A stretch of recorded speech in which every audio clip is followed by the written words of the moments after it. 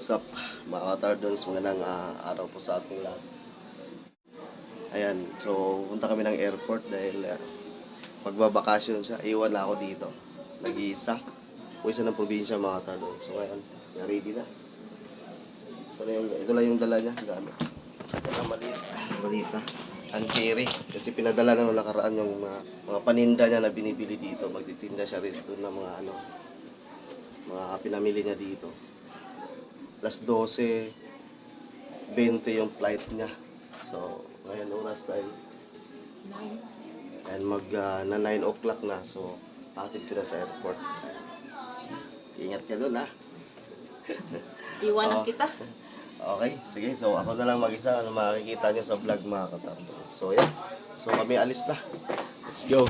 1 hour later. Ayan guys, nandito na kami sa airport. Darating lang namin.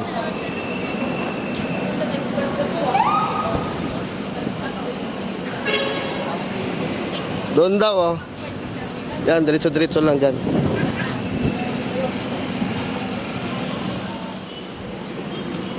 Swerte ngayon po. Gamon. Nililisan ng ano mo. Okay, hatid ko lang siya doon sa unahan. Tara.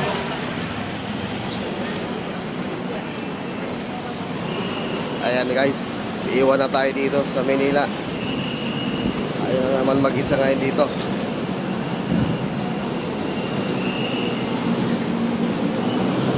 Tara. Sir, may motor po kayo? O ya, dito ka lang, hatid ko lang dito.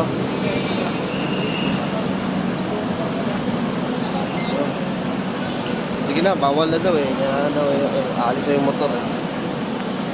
O ayan guys, iwan na naman tayo. Screenshot. Sa screenshot ko.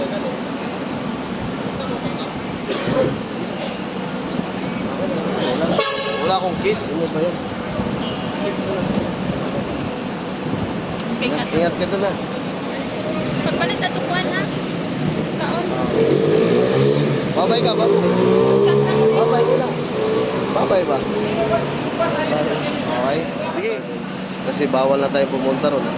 Bawal na dun sa taas eh, sa departure eh. May bago na naman silang patakaran dito.